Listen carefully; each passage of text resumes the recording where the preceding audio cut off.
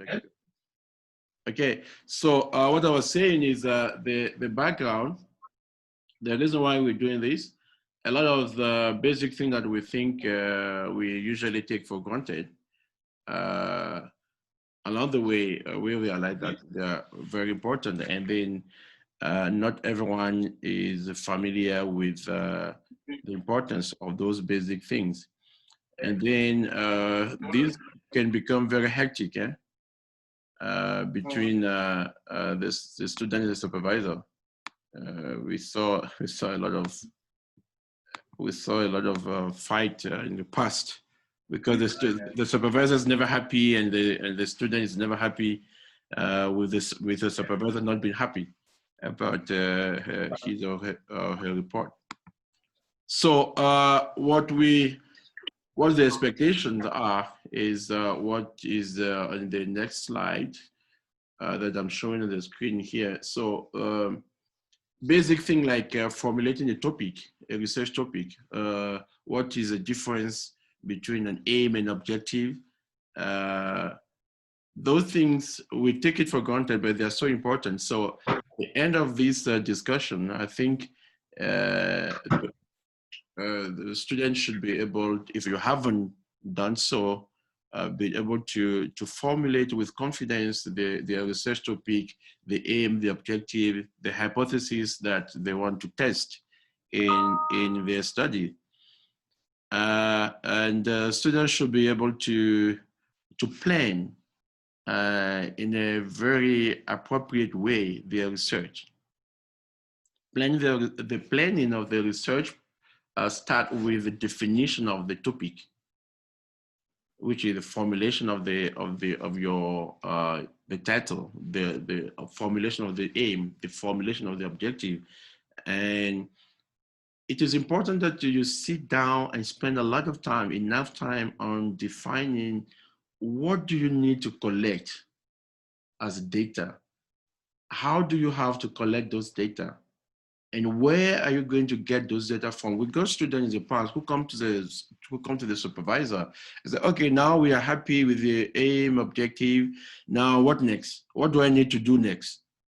Please don't do that. Don't do that to your supervisor. Don't go to the supervisor and say, okay, now that I know both of us are happy with what I have to work on, then what next? Tell me, what do I have to do now? Oh, you need to collect so and so data, but how am I going to get them? No, it means you did not prepare for your own project. The project is your project. My supervisor used to call it my baby. It's my baby. So I go and you take care of your baby uh, the way you should, right? So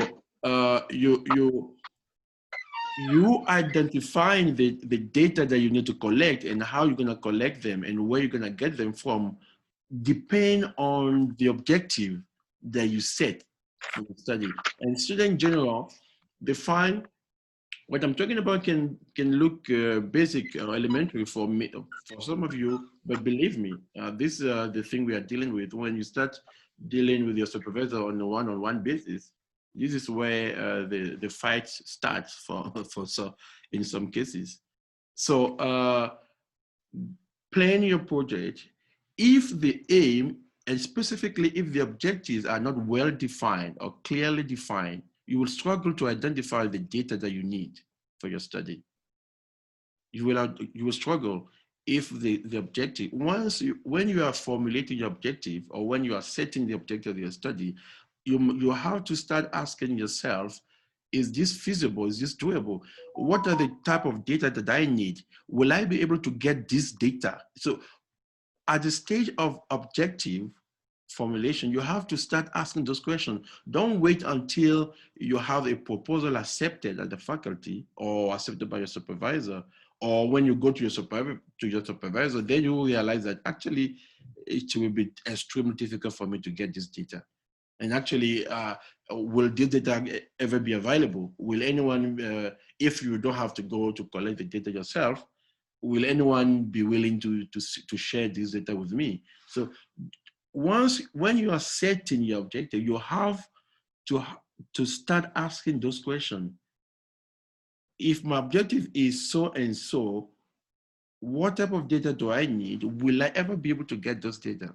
You see, I'm insisting on that because this is part of your planning, right? So at the end of this discussion, I expect you to start critically questioning your own objective. Don't set an objective because it's beautiful. Don't set an objective just because, oh, once I mean, by the end of this study, I should be able to contribute to improving the life of so and so communities. I'll be nobody ever done something like this before. My study will have so much policy implications. Just because of that, you set an objective, but you have to get data before you can reach the objective and start thinking of the feasibility already at that stage of setting the aim and the objective. So at the end of this discussion, we expect that you should be able to already start questioning yourself, questioning your objectives once you are setting them. So, and the last point on this slide is about making decision on how I'm going to analyze those data. We set objectives because they're beautiful, because the impact, the policy implication are so great. And then when you get to data analysis, then you'll be like, okay, supervisor, how am I going to analyze this? What do I have to do? No, it's also part of, if you do that, it means you did not plan properly your study, right? So the student supervisor interaction, I always call it discussion session. So at master level, you don't go to your supervisor because you want the supervisor to be breastfeeding you. No, you go, you plan. It doesn't necessarily mean that your plan will be the perfect one, but that's why you have a supervisor. So you go to the supervisor with a clear idea in your mind, and you go to go and discuss. The supervisor may be asking you a question, not because he doesn't know what you're talking about, but because he just wants to know if what you plan, if you know what you're talking about. Is this something that you copy paste from somewhere, or is this something that you sit, you spend time on it, and think carefully and critically about how you're going to do it? When students come to me, I always ask, one of the questions I ask is, so, okay, how are you going to do that? Not because I don't have my own idea, but I just want to figure out if the student plan properly what he or she put down on his proposal. So you making decision data analysis become important. All right. So these are the 3 points that I believe are important. Formulate clearly your objective and aim, and once you are formulating them, don't just leave them there because they are beautiful, the application is great. Always start asking yourself, how am I going to get the data? And remember, you still have to finish in a given time frame. If the data collection will take you, if the right data set to reach your objective will take longer than the time frame for the whole dissertation, so there's no need to go for it unless you want to upgrade to PhD, and that's a discussion between you and your supervisor. So if you don't start asking those questions at the objective stage, then you will run into trouble once you have to analyze the data. So I'm going to the next slide. Any questions so far?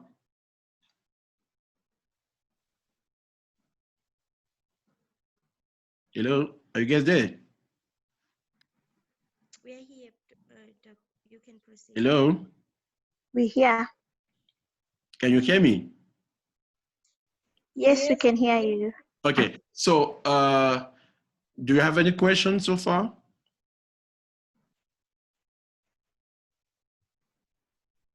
Okay, so I assume there's no question. So let's go to the next slide. This is going to be very brief, because this is the process of how to get your proposal accepted, approved at the faculty level. So what here before you Doc? propose, hello? I have a question. It's Audrey. Okay, is it from my side? I can't hear you. I can't hear you properly. It's kind of, is it my side, the volume? Yes, can you ask your question? Okay, I wanted to check. Is it possible to have one objective? If you have one objective, it means your objective is going to be the aim. Your objective is going to be exactly the aim. I won't say it's not possible. It is definitely possible, but I wouldn't recommend that. Have at least two objectives. So we're going to be, I'm going to, there are some slides where I'm going to be talking specifically about title, aim, objective.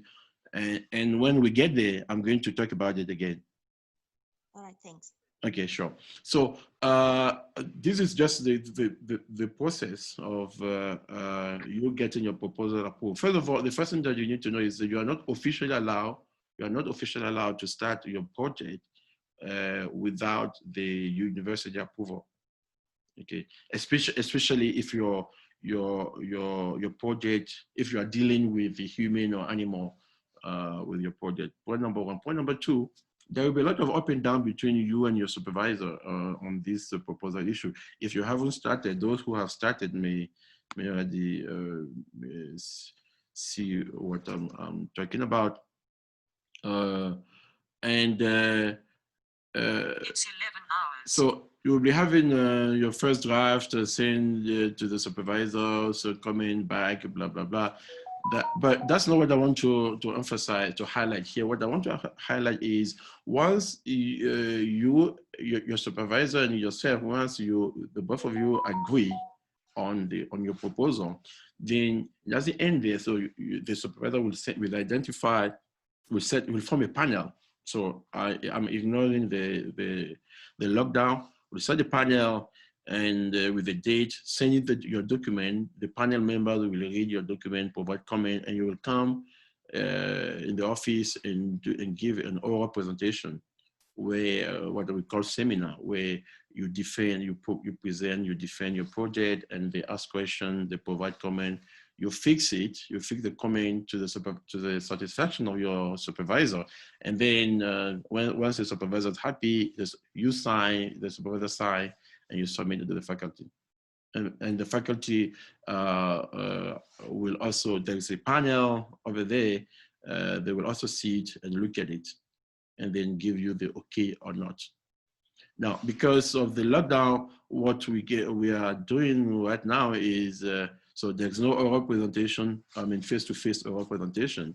The supervisor can send your proposal to external examiner or the external reviewers. They provide comments, send back, you fix, and then you follow the rest of the process. Or some supervisor, like the one that I did I think on Monday, I sent the proposal to external reviewer. They came back with their comment, and we set an online discussion like this where the student will present. Everyone is at his home, and then the student will present. And so the comment will be sent to the student, but the student is still coming to present, and the external reviewer will provide directly their comment, the question to the student, and the student fix them, send to the supervisor, so the supervisor is happy, both of them sign, and they send to the faculty. Now, if your project has some ethic issue, so there is also a form. I provide those forms on Blackboard. There's a form that you need to fill for the ethic purpose. If there's no ethic implication, then you just need a proposal signed by you, the supervisor, and the head of department, and send to the faculty. Then the faculty will give their feedback. Now, one key point that I want to highlight here concerning most of the comment that we got from the faculty is because we are sitting in the Faculty of Science, the faculty usually asks a question. I put it on this slide in bold. Where is science in this proposal? So this is important that you start thinking, where is science? Yeah, you're right. 100 pages of proposal. I'm joking. Don't do 100 pages. But where is science in what you put down here? And for that, they may send their proposal back and say, we don't see here what is scientific in what you're doing. Okay. So again, oh my God, are you guys there? Yes, we are there. Okay, so I think I'm going to put my slide on a different laptop and be talking, because this one hang again is not moving. But I will email you the PowerPoint presentation. I just want to open it so I'll still be talking here, but I'm opening it on a different computer, because this computer is no longer moving. And I don't feel like I should restart the computer again. It's so slow. So any questions so far? So let me open this. Okay, so once your document is sent to the faculty give their feedback and with the comments sometime, and sometime there's no comments, just get approved as it is. It is only then that you allow to start your data collection. So I'm moving to another slide, but this was not moving, so I'll be talking from my slide here on a different laptop. But I will put it. I will send it to you. Okay. So, question. Pardon? Yes. Doc, I just had a quick question. Yes, yeah, go for it. I wanted to know when is this entire process supposed to be completed this year? When is the time to? What's the time frame to have our proposal approved this year? When should it be? What's the cutoff date when it should be agreed by the faculty and everyone? Yes, we set a colloquium at some point before the lockdown, and what we usually do is everyone come and present. Everyone has to get the proposal ready before the colloquium, because at that colloquium, everyone come and present, and the panel is there.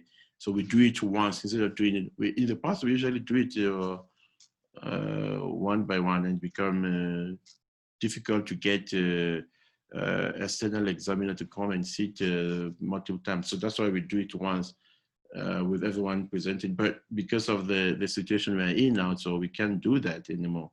So that's why I've spoken to all the supervisors involved in this program. So what we should be doing is you communicating directly to the supervisor, or supervisor communicating with you. And once the proposals are ready, the supervisor will send it out for external examiner, what I explained at the beginning.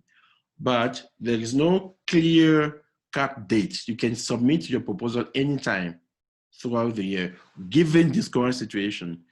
In the past, by June, like I'm giving the example of last year, by June, so we had a colloquium in June, and everyone presented, and we give everyone a week to fix whatever comment the reviewers provided, and then submit when the supervisor is happy, when you and your supervisor are happy. But now, it's a one-on-one discussion between you and your supervisor, and the supervisor will guide you once everything is ready, will submit to the faculty. So you can submit anytime throughout the year. Did I answer your question? Yes, you did, Doc. Thank you. Okay, so just get in touch with your supervisor, and then officially, Catherine, I'm coming to you. So officially, you have to start your project next year, your research project next year.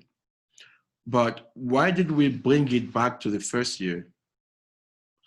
The second year start is still on. It's not like it is cancelled. It's still on. So why do we have to start to bring it back to the first year by putting pressure on students to get their proposal in this year? Is because we realize that if the students start the proposal only the second year, most of the time they don't finish. And if you don't finish, you will have to register again, to which means you need to, it has some financial implication. And some students are just waiting for their certificate because they have a job waiting for them. So, and when they start working, it becomes even more difficult to finish on time. But once you get your proposal approved in the first year, then you have the rest of the second year just to focus on data collection if you haven't started the data collection the first year. Okay. Catherine? Yeah, I just wanted to maybe add that the people that do need to do an ethical application take into consideration it has to go to the faculty and then it goes to another committee. So that can take up to 2 to 3 months to get your ethicals application done. And then they might still come back to you and you still might have to review it. So it is quite a lengthy process. So really take a 3-month period into account for handing it in and then reviewing it again. So until it gets approved. Yeah. Thank you, Kat. That's true. So if your work has some ethical implication, then the process even become lengthy because those committees, they don't sit every week or every day, right? There is one actually going on today. So is the sooner you start planning the whole thing, the better. So last year it was so successful because it was the first time we did this colloquium because of all these issues to not finish on time and there are some financial implications. Even if you finish on time, you still have to go out for external examiner and we don't have control over those guys. They have their own business in whatever institution they are in. They may take some time, although officially they have to take, I think 4 weeks, sorry, not 4 months. 4 weeks, and they give them two more weeks. But if you submit in November, everyone is busy. There's already holidays going on in everyone's mind, and you will get the feedback only the following year. If it doesn't come on time, you will have to register again, which those are university policies. If you have to register again, it means you have to pay some money. And sometimes the students say, "Oh, I don't have money." The supervisor now has to look for money somewhere. If, of course, he agreed to do so. So even if in the second year, just make sure that you don't. You finish before. Just on advice before November, September, because people are busy, right, in other universities. Okay. All right. Kowiyou, just one question. Yes. How is that done with part-time students? Because you technically then have 3 years time to finish, right? No, that's a very good question. So if you're a part-time student, you are allowed to do the program within 3 years. That's actually a very good point. So if you're part-time, if you are full-time student, you start this year, next year you have to complete. You have to next year if you are full-time. If you're part-time, you are allowed to complete not 2021, but 2022. So a part-time student is allowed to take 3 years and a full-time is allowed to take 2 years. Now, there are circumstances that are beyond anyone's control.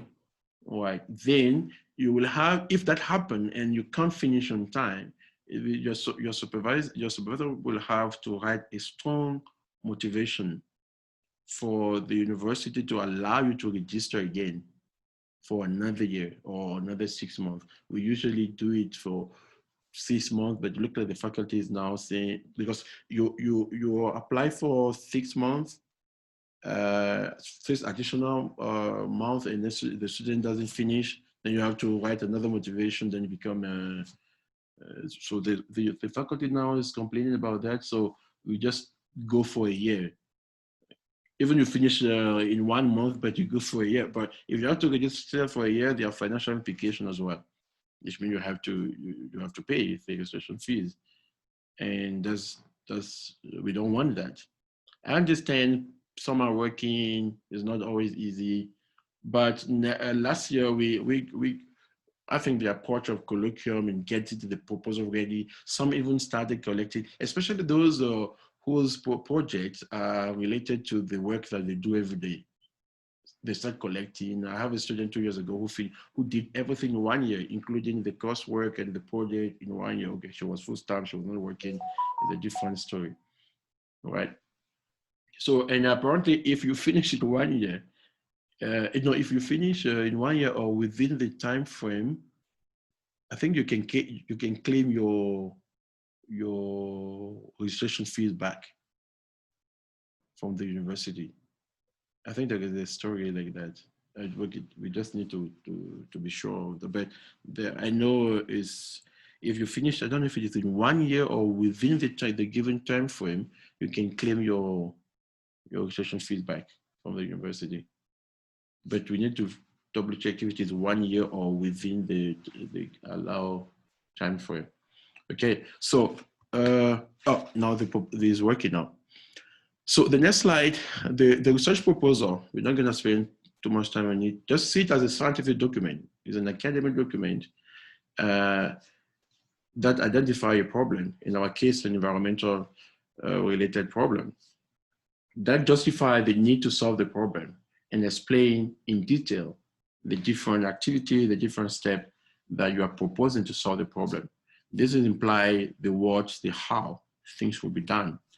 And the proposal can be written for academic purpose, in our case here, for funding requests or for both. And it is important that you know why you are writing the proposal. If you are writing the proposal for funding request, which you have to submit it to an institution somewhere asking for funding, you need to understand their language. You need to know the language of that particular institution. You need to know what their focus are. If an institution fund a climate change related project and you submit something that has nothing to do with climate, you understand that it won't work. If you're asking for funding from NRF, for example, in our case, it is important that you understand what are the main focus of NRF. There are tricky things. I also didn't know that until I started reviewing proposal for NRF. Then you understand things that we take for granted, but that are very important for NRF, right?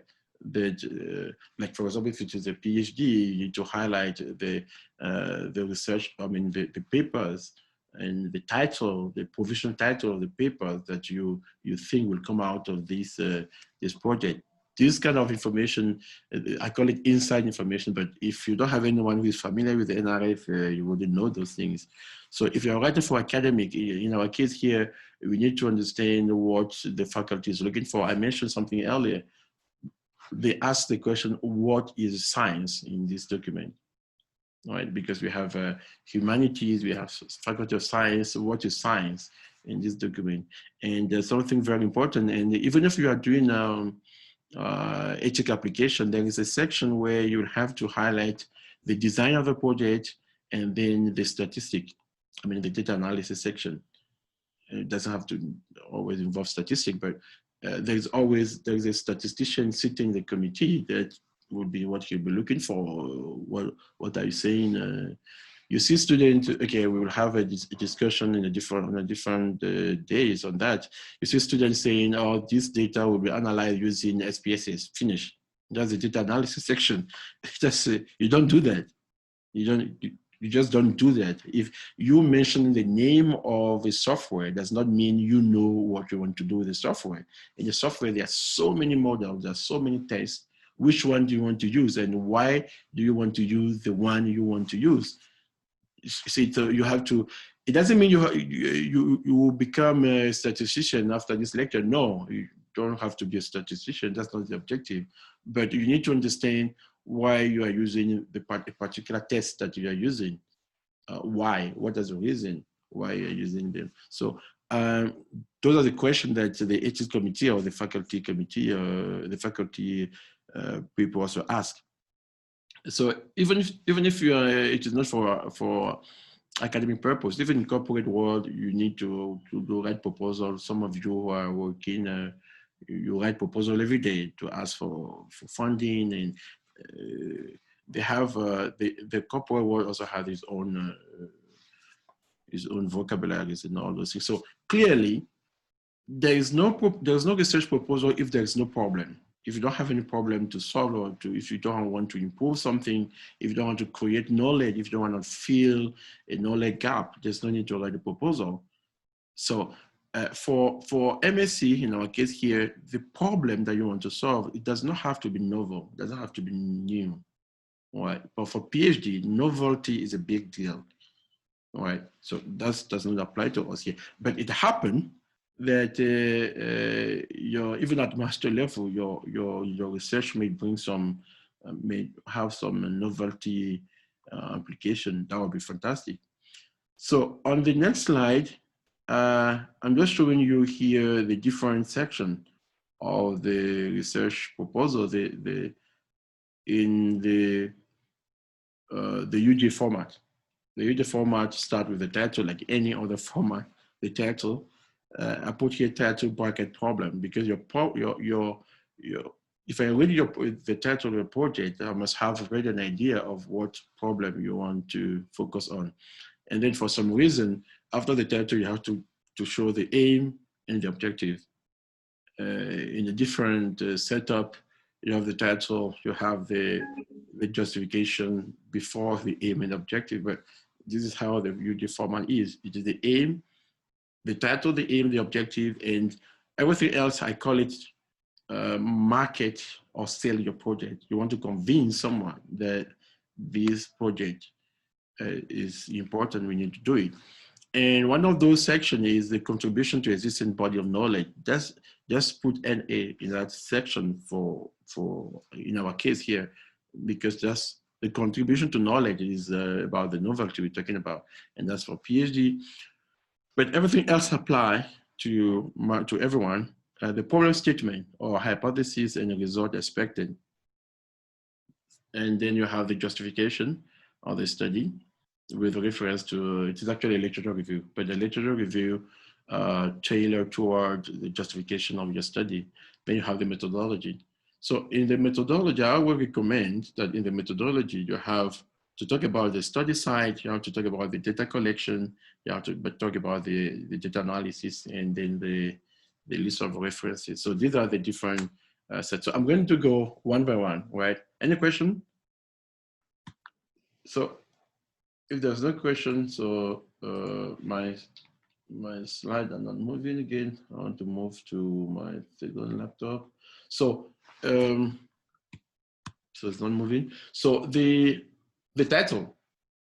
Now your project can focus on any aspect of the environment. The environment defined in its broader sense, right? Remember we talked about the green agenda, the brown agenda, involving human, any aspect, any sphere of the Earth system, which is the atmosphere, biosphere, hydrosphere, geosphere. So environment seen in a broader sense, right? So another slide is about the formulation of the title of your project. Some of you may be laughing that, oh, I'm talking about the title. Everyone knows how to formulate title, but you'll be shocked. I'll have some examples that I will show.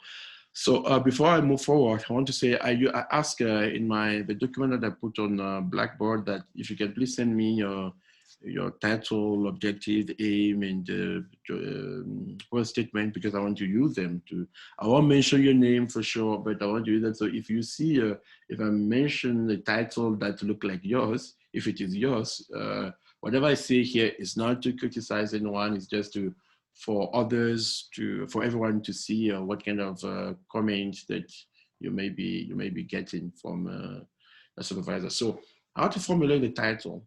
So I put here, look around you, pay attention to issue you are dealing with at work, if you are working, read the literature, watch environmental news, just watch around you, right? You will see problems.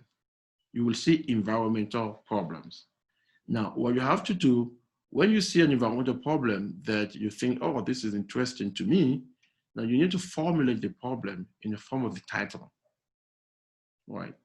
Now, a title can be formulated as I call it an announcement or a statement. An example, if a title can be assessment of the effectiveness of EBA in response to climate change impact in South Africa.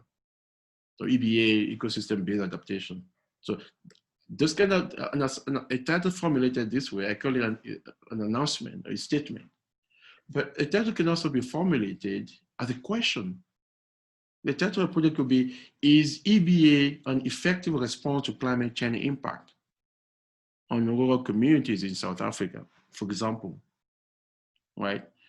So the third option, a title could be what I call a conclusive statement. But a conclusive statement, this is more appropriate for a paper, but not for a proposal or a dissertation. A conclusive statement, that means you have already done the research, you have your result, you know what your findings are, and you formulate your title to capture the key message of your paper. That's a different thing. By the way, before you can graduate, even after your research, everything is approved, before you can graduate, one of the requirements is that you produce a draft of the paper. Is anyone talking? Yeah. Who is talking? Yes? Some of them, I'm just waiting for it to go up and then I'm probably going to jump out of it. I can't hear you. What did you say? I think someone's mic is on. Yeah. Oh, okay. So it's not. Okay, I actually was not sure. I looked at Bukile like early in the morning, but I wasn't sure where it was going. So yeah, that's actually.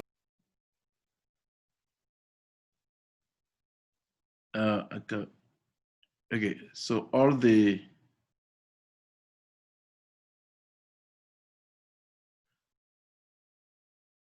Are you guys there? Yes, we have. Yes, we're still here.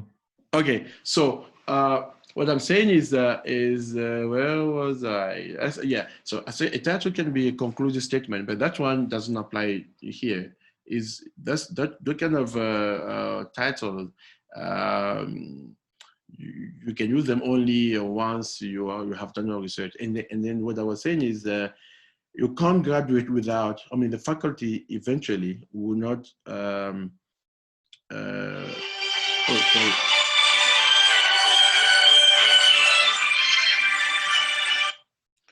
will not, sorry, that's my phone. So will not accept your dissertation if there is no draft of the paper, at least a draft, even if it's not published yet, but at least a draft of paper that's come with it, right? So those kind of titles could be something like poor communities are mostly affected or vulnerable by, to the impact of climate change in the rural South Africa, for example. So it means you have already done the research and that is your main finding. And there's even and then you are using the main finding as your title of your work, not for the dissertation, not for a proposal. Now, two other important points in the title I put here in bold. Do not forget to indicate your study area in the title. Some assume that if they just mention the name of the village, let's say you are doing your work in a village, my favorite village is Tata in Eastern Cape. So let's say you are doing your project in Tata, for example, and you just mention something like assessment of the effectiveness of the EBA in Tata, for example. So when you mention Tata, for you, you already meet that requirement of indicating the title, the study area in the title. But how many people do you think know Mtata or any other village or that you can put? But remember that your work will be read by someone in Hong Kong. Once your dissertation is ready, it is the university puts it online. Everyone can have access to it, but so you are not writing only for those who are based in South Africa. Someone in Ghana, someone in Zimbabwe, or in I don't know, in Russia, will get hold of your document online one day.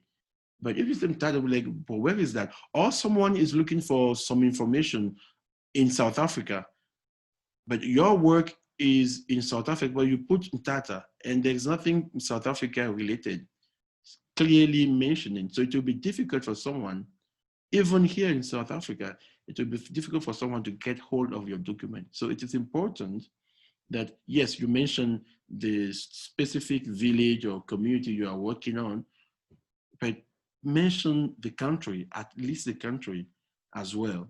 So I put here, some assume that if they just mention the name of the village, the entire world knows about that village. It is important that to mention in the title the name of the country in addition to the name of the village where your study is based. We take it for granted, but believe me, it's important. I have a student who was working on mining recently, and we got hold of a document online, but we didn't know where it was done. But she was stuck in her literature review because we didn't know. And sometimes you'll mention the country sometime somewhere in the chapter along the way, but not everyone will have time to read the entire dissertation before they can realize where this study comes from. So it is very important that in the title, if you mention the study is done somewhere in Guyana, just put in comma South Africa. Then everyone knows, oh, I'm looking for some information specifically on your topic from South Africa, but I know, oh, this one, I can use this one because it's from South Africa. And even within the country, do you think that everyone in this country know the name of the entire village, the name of all the villages in the country? It's just true. Not everyone knows, right? So, and another point is the title must not be too long. What do I call too long? For me, if you have a title, if you use a font size of 12 Times New Woman, and the title is more than 3 lines, for me, it's already too long. I think it's already too long. And three lines and more is already too long. And avoid acronym in your title unless these acronyms are universal, right? And avoid any ambiguity. So this will be the last point I want to mention on the title. Avoid any ambiguity in your title. So I have a couple, I have 1, 2, 3, 4, 5 titles that I put here that I call ambiguous title, right? So I'm going to read just 1 or 2. Someone put, it's not from your group definitely, Investigation of Climate Change Impact. That's the title of the research project, Investigation of Climate Change Impact. Just it's so ambiguous. So I put it, my comment would be on who or on what, in the impact on who, on what, and where. This is so important. So some put the impact of acid mine drainage on the environment. That's another title of the project. The impact of acid mine drainage on the environment. I'll be like, globally or in South Africa, or even if it's in South Africa, is it in the whole of South Africa or a specific province of South Africa? And when you say acid, the impact, I'll be like, are you looking at all possible impact? Someone say, effect of clearing land space in Bulawayo for residential purposes and the combating initiatives put in place such as urban greening toward preserving the environment. That's the title of the research project. And I'm not inventing them. Those are the kind of titles that you receive. Furthermore, that's too long. Effect of clearing land space in Bulawayo for residential purposes and the combating initiative put in place, such as urban greening toward preserving the environment. Before you finish, you read that you're already tired. It's already too long. So, I have many more examples on the slide that I was saying, and you will see. Those are some problematic titles. So, but at the same time, I put here three, what I call example of good formulation of project title. Then I'm using the one that I talk about is not from your group, but here I'm using three from your group. No, two from your group. One say environmental and social impact assessment of illegal sand mining in Matangari and Shombo villages in the Limpopo province, South Africa. For me, this is a good title. You have all the criteria we'll be talking about are clearly highlighted in here. But if someone stop at Matangari and Shombo villages, so environmental and social impact assessment of illegal sand mining in the Matangari village. That's the title. But I'll be like, Matangari village, where is this? Where is it? I wouldn't know. But if you say Matangari village in the Limpopo province, even if you say Limpopo province, yes, everyone in South Africa knows.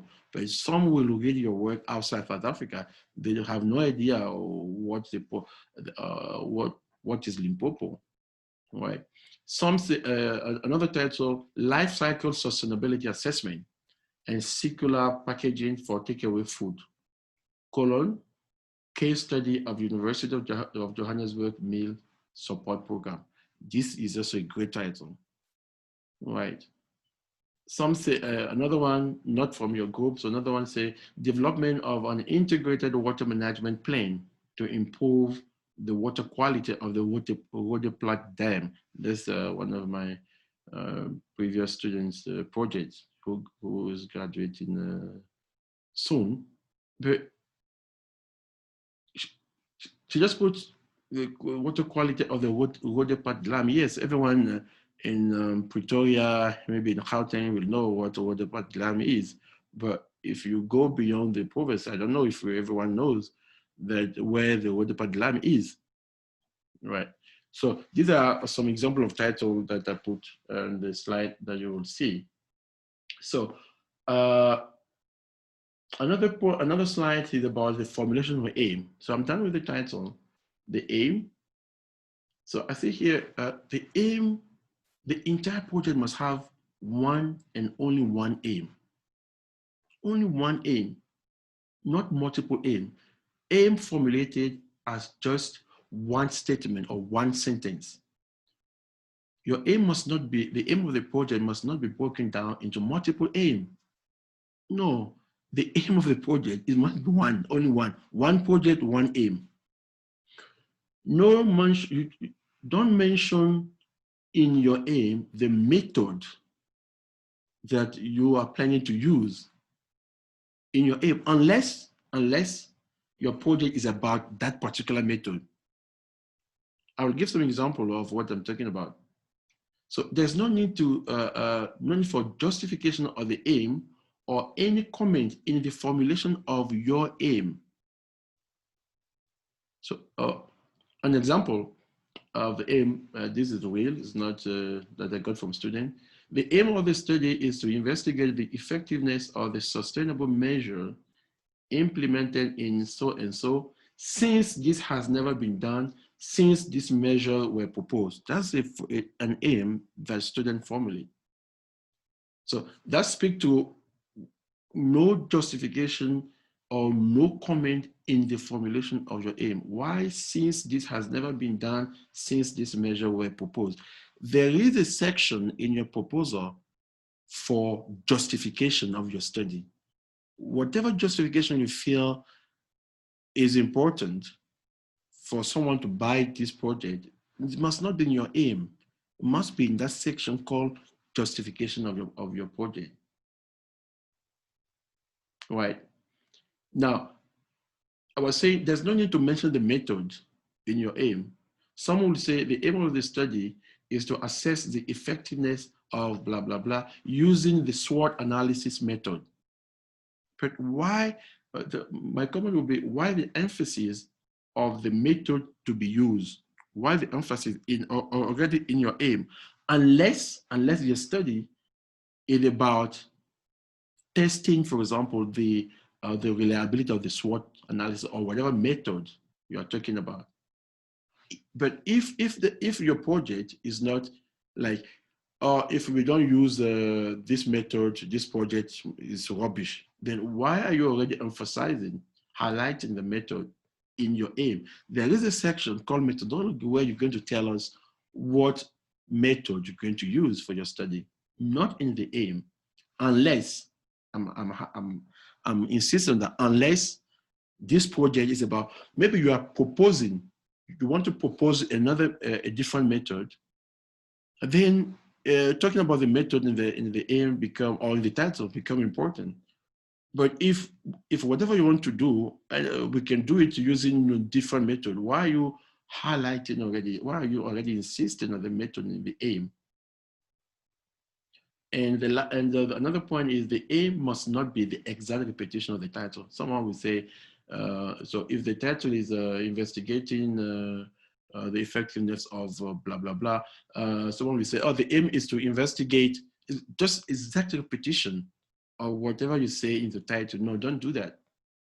Don't repeat exactly word for word. You can say this, you can paraphrase yourself, it's fine, but don't just repeat exactly your title for your aim. So another point is that the aim must not be, the aim must be broad. So now I'm already getting to the difference between aim and objective. The aim must be broad, unlike the objective. So avoid the aim like this. I'm giving an example. The aim of this study is to identify the determinant of satisfaction level of local communities. That's already very specific for an aim. That's already very specific. The aim must be broad. So I will give some example of what I think are good aim. The aim must be broad. The aim is final objective, I can put it that way. The final goal. So I'm giving you here 2 quick assignments, but you're not seeing it. That's fine. I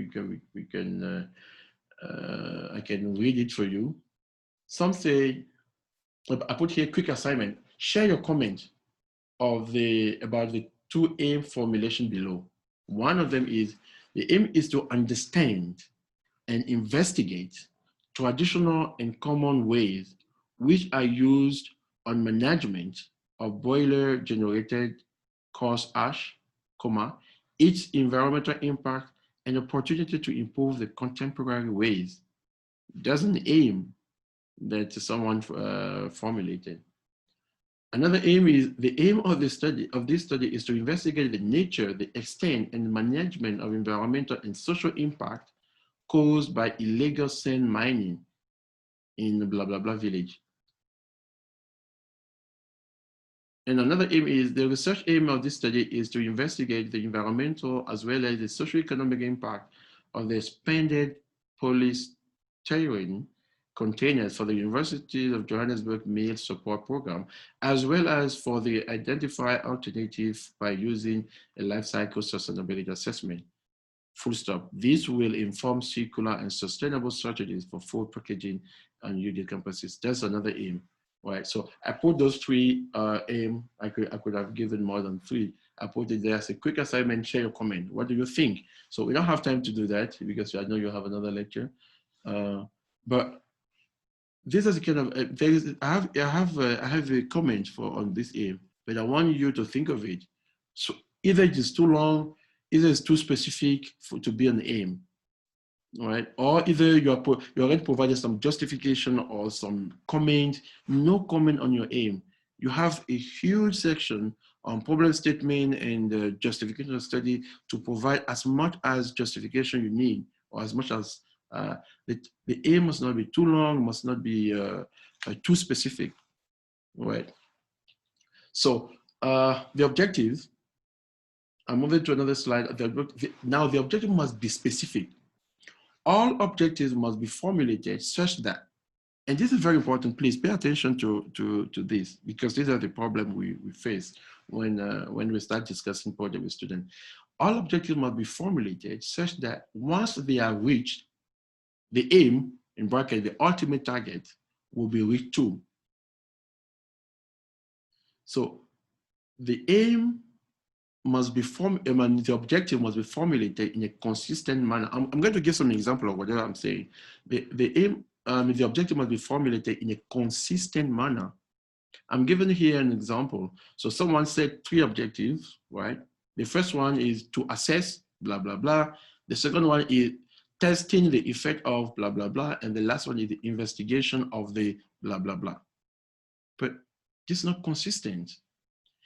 I put here, if you choose the verb format, what I call the verb format, apply it for all your objectives. And if you prefer the nominal format, apply it for all your objectives. If you say to assess for your first objective, instead of saying testing the effect, say to test the effect of, and the last one, instead of saying investigation of, say to investigate. If you start by saying testing the effect of, then the second objective will be assessing or investigating, right? Instead of saying to assess, that's the objective 1, testing the effect of, the objective 2, investigation of, no, that's not what I call consistency, right? And avoid that your objectives are formulated as activities. That's another problem. I give an example here. Some would say the objective 1, to conduct field survey. No, conduct field survey, that's not an objective. Just an activity, right? And I recommend, I put this one in, I put it in bold and I highlight it in red. I recommend 3 well-formulated objective maximum. Now you can go to 4, but 3 maximum, 3 maximum. That is my recommendation. And something that is so critical is if you have 3 objectives, for example, there must be, those objectives must follow what they call a complementarity rule. List the objectives in a logical sequence such that the objective 1 is the first step toward the aim, and objective 2 is the second step, I put in bracket, complementary to objective 1, and the realization of the objective 3 depend on the realization of objective 1 and 2. I call it complementarity rule. Don't put 3 objectives that are not related at all. If you set 3 objectives for your study, all the 3 objectives must be related. The objective, there must be a reason why whatever you call objective 1 is your objective 1. There must be a reason why what you call objective 2 is your objective number 2 and is not 1. And there must be a reason why the last objective is called last objective. The sequence is so important that whatever happens next, whether it is problem statement, whether it is the justification, literature review, whether it is methodology, depend on the sequence of your objectives. This is a big mistake that we see in proposal. The complementarity rule is so important. The objective 2 must be linked, must be complementary to objective 1. Objective 3 must be complementary to objective 2. Now, if you reach all your objectives, then you will reach the aim of the study. So the objective, you can look at objective as the aim broken down into pieces. So if this is the last target, this is the main target, the ultimate target, that is the aim. And for me to get there, I need to achieve 1, 2, and 3. That's how specific. So someone asked me a question about aim before. I mean, whether we can have one objective. I said it's possible, but I recommend at least 2 and a maximum of 3 objectives. All right.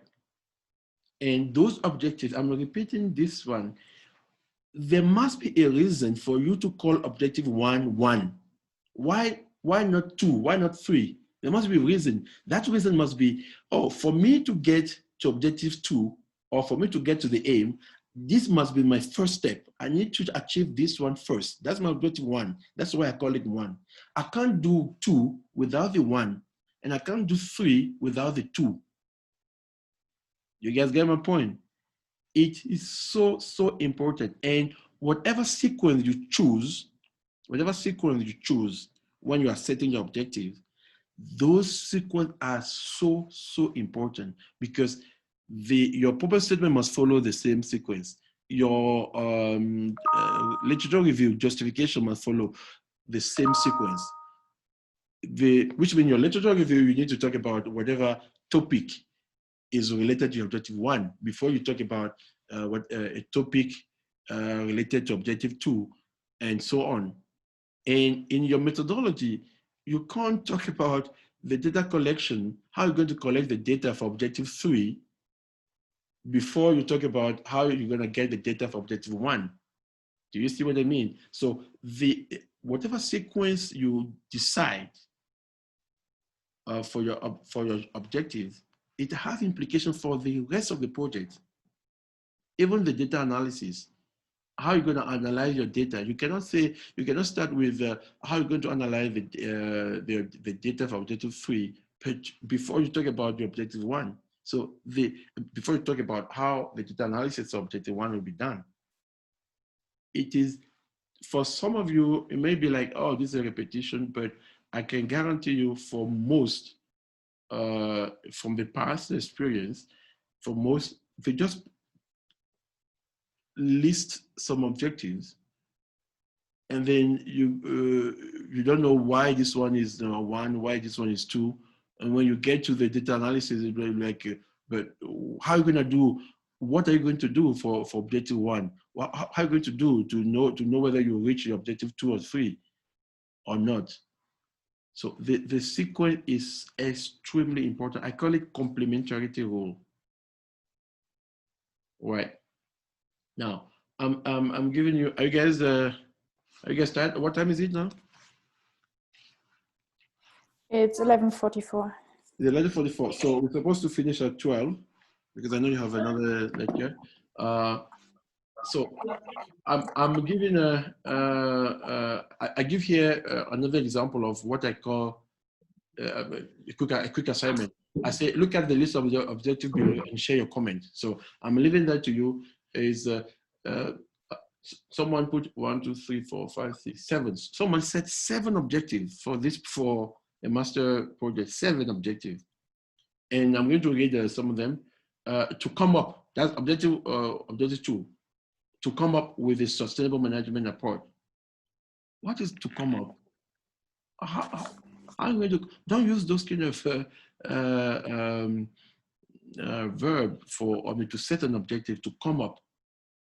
Another one is to look at the opportunity of cost ash utilization instead of disposing it. To look at, to explore. Doc, sorry to disturb. Pardon? I just wanted to know, Doc, I just wanted to know if this lecture slide is also on Blackboard, because I can't seem to find it. I'm trying to follow you. No, the slide is not yet on Blackboard, but I'm going to put it okay. immediately after we're done. Okay. Yeah. So 7 objectives is already a problem. And when you look into those objectives, some are very vague, and some, when you read your when you are setting your objective, I already said it beginning, and I'm repeating. When you are setting your objective, start thinking of how you're going to do it. If you say to come up with a sustainable management, how are you going in your methodology section? How are you going to demonstrate how you're going to come up with something? And another objective is to look at the opportunity, because your methodology, remember, your methodology will be, you will have to talk about methodology for each of your objectives. For each of your objectives, how are you going to demonstrate that you come up, or you look at, or you explore something in your methodology? Right. So it's just so I put it on the slide. Just look at it. Just avoid that. Don't go beyond 3. Okay. Your supervisor may may say, okay, no, let's do 5, let's do 4. This is so important. We have so much data. Well, if you have data already, like I have a student who got from the Department of Water of Water Service. They gave us huge data set, huge data set. If you have a data set already huge, then you may look at the data and come up with ideas, but must not be too much because you have data. Oh no, I can do all of them. No, remember there's a time frame, and then someone still need to read, right? And so I also gave 2 examples of what I think are great aim and objectives. I gave 2 on the slide. And one of them is the aim of this study is to test, in Zimbabwe, one of the most recently proposed mechanisms driving the relationship between UGS, which is urban green space, and human health condition. For me, this is a great formulation of aim. The aim of the study is to test in Zimbabwe one of the most recently proposed mechanisms driving the relationship between UGS and the human health condition. Objective 1 is to assess the strengths and weaknesses of existing urban greening initiatives in Bulawayo, in Zimbabwe. Objective 2, to test whether exposure to UGS is a function of provision as predicted by Zhang et al. 2017. And the last objective, to assess whether resident responses to the effect of UGS on their health condition are contingent upon the exposure to UGS. This is one of my students in the past. Right? For me, it's so clear what the aim is and what the objectives are. And before you do the objective, when you work on the objective 2, you need to understand the strengths and weaknesses. Before you assess the residents' responses, you need to understand the mechanism. You need to understand if exposure is a function of provision. Why? Because the response of residents, which is your objective 3, depend on that. Right. So I have another one here that you can look at. This is the current one, from last year. The aim is to test potential impact of mining activities on human health and academic performance of learners in South African high school. The objective of this study is to investigate the following 2 questions. First question, does mining explain the prevalence of some diseases in South Africa's high school? Objective number 2, does mining explain student academic performance in South African high school? So these are past students. Also, they are there on the slide that you can look at. But don't copy. I'm using some of you guys project that you send me or my past student. Don't just use them, but you can get inspiration just from them. So the next section on the proposal format is the contribution of your study to existing body of knowledge. I already said this, don't bother filling that section because novelty is a key. But it happened that along the way, you may identify some novelties for your master's student project. That's fantastic. Or if you anticipate some novelties, yes, so of course you can put it. But if not, that's not important. Okay, so we are getting to the last part of this problem statement. So I put here the problem statement is not just a one-line statement. We see it. It's not just one line. Some student wrote, the problem identified for this study is water scarcity. Full stop. And that's it. No. A problem statement in your research proposal, whether it is for academic purpose, whether it is for, I don't know, funding request, or no, it's not just one line. No, it's not just one statement. The problem identified for this study is communities' vulnerability to climate change. No, it's not just one line statement. I put here, problem statement should be a minimum of 2 to 3 objectives. It can be 4, and not objective, sorry, paragraph, not subjective. The problem statement should be a minimum of 2 to 3 paragraphs, or 4. even 4 paragraphs, composed in a sequentially logic way. You will see it on the slide. Now, each paragraph, I say the first paragraph must present the statu quo. Like, what is the background? What do we know? But you don't provide too much detail because you have a literature review next. But you don't. But provide. I say here, provide the current statu quo, or is a repetition tautology. Current statu quo, the present statu quo. Present the statu quo. For example, you can be, if you're working on climate change, you can say something like, climate is changing at an unprecedented speed. You provide the references, its impact, and you talk about the impact of this climate change. 1 or 2 lines. So I think point number 2, indicate what is wrong with the statu quo. What is wrong? What is wrong with it? I call it the limitation of the statu quo. So I put here an example. You can introduce that paragraph by something like, if nothing is done, the prediction suggests that the rate of biodiversity loss may be 15 times greater than the current pattern. And you elaborate a little bit, right? That's the introduction to, if nothing is done. So you present the current statu quo and you say, if nothing is done, this will be the consequence. And then the point number 3, tell what and how we are responding to the statu quo. You can say something like, despite the concern raised by several authors, of course, you have to put the reference those authors, blah, blah, blah. And then, so I'm not saying you should necessarily follow this pattern, this linking word, but I'm just giving an example, right? So then I'm saying, yes? Can you please project the slides that you are talking to? Yeah, that I'm saying. My PowerPoint, the laptop where with my Zoom is not what I mean. The slides are not moving, so I'm reading from another computer. But I'm going to provide the PowerPoint. So it was what pardon? And the recording as well.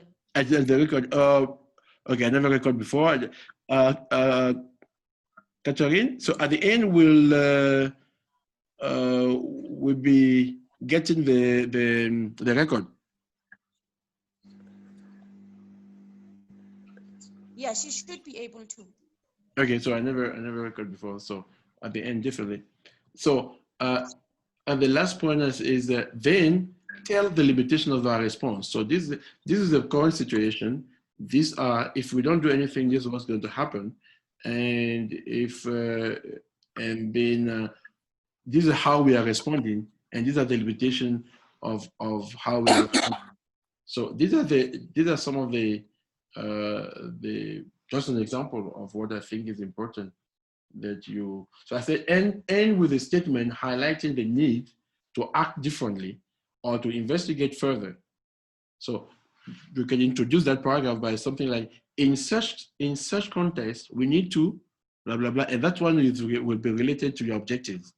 So you don't just copy and paste your objective, but you can paraphrase yourself. So in such context, we need to blah blah blah, and then you just refer to your objective by paraphrasing yourself.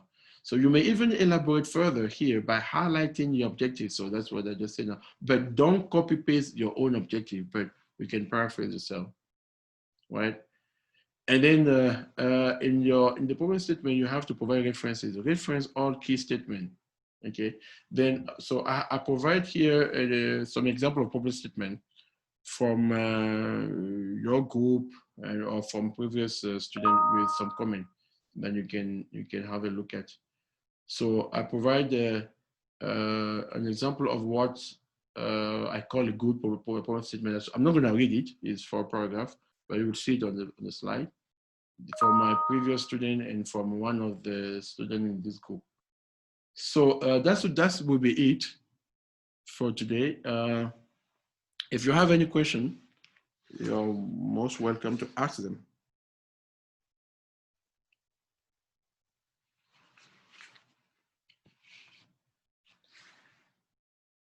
Or there's no question?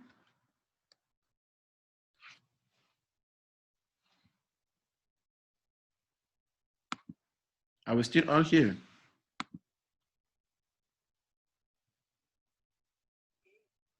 Yes, we're here. Doc. So I'm done with the presentation of today. If you have any question, just ask. We are done. If you have a, so we are done at. Oh, it's not even 12 yet. So we have 4 minutes to 12. Okay. So if you have any question, you are most welcome to ask. If you don't have question, then I'm done for the day. I'm going to put the slide on Blackboard, and then of course along the way, if you don't have question, so on next Wednesday we're going to talk about the other section. Okay. Okay, Yes, Doc. Doc.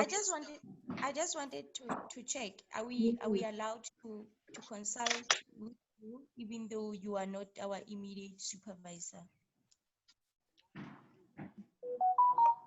Yeah, of course. If you feel like you need to consult, yeah, for sure. All right, thanks. Yeah. I don't have to be, but of course, I will spend more time with my student than support your student. But to share ideas, yeah, for sure. But it's always good to discuss more with your supervisor, because remember, yes, there might be some common rules, but it's not static. I'm an example. I always recommend a student do 3 objective maximum. I mean, if you come and consult with me, I'll be like, oh man, this is too much. Go for 3. But your supervisor may be like, no, we can do 4. But so it's better that you consult more with your supervisor. But if you feel like okay, there is a, because it's happened, huh? It's happened. If you have a 2 supervisor, 2 or 3 supervisors, sometimes the students get confused because one supervisor says something, another supervisor says something completely different, or something that may not look like the same, and the student is in the middle, not always not knowing what to do. So I recommend that you consult more with your supervisor. But if there is a need for my assistant, yeah, for sure, I wouldn't say no. Thank you, Doc. On with regard to the objectives, in a case where I've got 3 objectives. With what? The objectives. Yes. The last objective, is it not supposed to speak to the point where I will be suggesting solutions to the problem that I would have identified? Yes, that's another thing. When I see that, I usually disagree with it, with that approach of say my objective 3 is to recommend solution. No, because that's one is obvious, is clear, is compulsory, that at the end of your study you provide some recommendation. Because remember, there is a section called problem statement. You have identified some problem. You can't identify problem and do the research and not provide a recommendation or the solution to the problem that you identified. That's why you are doing your research. Now, making it an obvious, making it a recommendation on its own, I'm like, no, it's obvious. That's one is, you can't do without it. You can't say,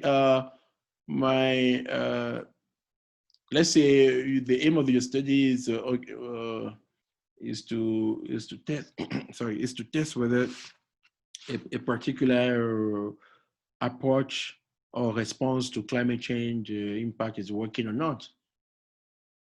And then you put in one of your objectives to provide solution to if it's not working or whatever. No, if you identify the problem, you have to provide solution. So you don't have to for me, it's an unnecessary repetition because it's obvious that you have to. You can't just say, oh, my finding for objective 1 is this, for objective 2 is this, and just stop there. No, now when you get those solutions, those findings, then what do you do with them? You have already identified a problem in your problem statement. Then the recommend. It's like asking someone. It's like saying, one of my objectives is to provide a conclusion to the study. No, it doesn't make sense. You have to conclude. You have to provide a recommendation to whatever problem you have already identified. You have to provide a solution. So making it an objective for me is not necessary. Because whether you like it or not, you have to provide the recommendation. Did I answer your question? Yeah, very well. So thank you. It's obvious. You can't do without that. So if it's obvious, if you can't do without it, it means there's no need to put it there because it's like you already know that before you get your degree, your master's degree, you have to do a research, and you write somewhere. One of my objectives is to do a research to get whether you put it as objective or not, you have to do it. But somebody else, you and I may have the same, we may be working on the same topic, but my first objective may be different from yours. My second objective may be different from yours, but the topic the same. We are looking at the same problem, but we may use different approach. But at the end, everyone will provide his own objective, his own solution based on the finding. And that's another thing. I've seen students, even not in your group, they have the set objective, they do everything beautifully, everything is great. And then they come to the conclusion chapter and they started providing conclusion or recommendation that has nothing to do with the finding of the study. No, doesn't make sense. It's because you have to provide recommendation that you have to do objective 1, objective 2, objective 3, which means that your recommendations must be based on the finding of your study. You can't be providing recommendations outside your study, outside the finding, and I'm highlighting that, outside the finding. Because I'll be like, but this recommendation is based on what? No, we cannot do this with it. But it's not part of your objective. So, which means your recommendations must be based on your finding. Now, what you can do is, if you feel like, no, I didn't solve all the problems, you may open new avenues for future research. That's different. You can do that. Yeah, okay, this may be the aim. This is what I found. I solved one problem, but I think it's not all. So for future studies, these are potential avenues to explore. That's different, but your recommendations must be based on your finding.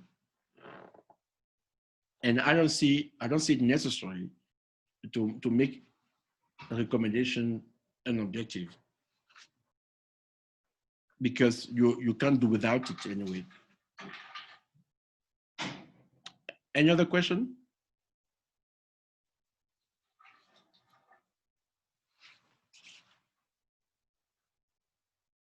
I feel like I don't know whether you guys still there. Yes, we are here, Doc. Yes. Can you put your video on for a second?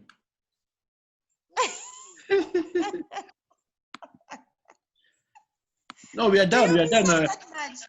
We are done. We are done. So if you want to leave, of course you can leave. I just feel like let me see who I'm speaking to.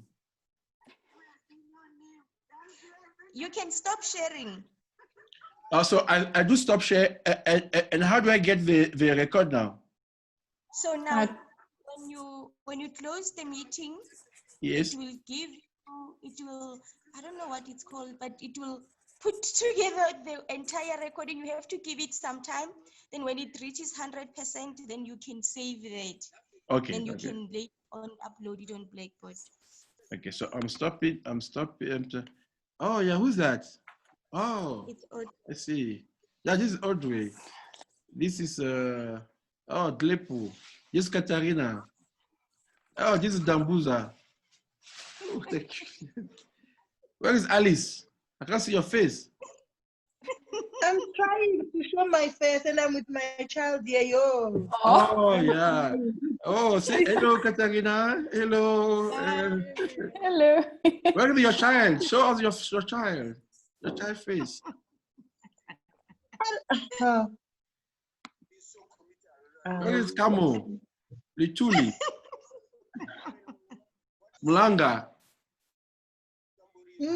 Oh, Lituli, here you are. Nice to see you again. Alice. I'm still trying to think where I should put on the video. Kamo. Yo. Oh, Kamo. How are you? Great. Sikita, I can see you. So if you guys have I hope this lecture, like I said in the what do you call it? The document that I put on Blackboard. There's no test, there's no assignment, there's no exam or anything, but you will use it. Okay, thank you. You will use them when you start writing your proposal or your dissertation, right? So next Wednesday we're going to talk about the literature review, and the following one we're going to talk about data analysis. But for that one, for the methodology, I recommend that you guys set. Oh, who's that? Who's that? Is it Lutuli? I can't see your face. Hey, hello. How are you? How are you, baby Say girl? hello. Say Hello. hi, you How dog. are you? What's her name? Great. Papa. No, I think it's my dad. Oh, okay. Great. Fantastic. So you will have to set to what do you call it? To download a software that we call R that we're going to use for data analysis. Okay. It's free online. You just need to. Okay, before we get there, I'm going to tell you how to download and have that on your laptop, because we're going to be manipulating. But I don't think we can. Okay, we're going to manipulate. I don't think we can manipulate this day. We're going to talk about data analysis, but we'll see how we're going to do it. Okay. So if there's no question, then I'm done for my side. Okay, enjoy the day. And Thank you. okay, pleasure. I hope you find it useful for your project. Thanks, Kowiyou. Okay, thank you. Thanks, Doc. Very useful. Thank you. Thank So, you. bye. You touched on my project a lot. Thank you, Doc. Pleasure. So if I end it, oh, sorry, before you go, so if I end it, so the record will be, so end the meeting for all.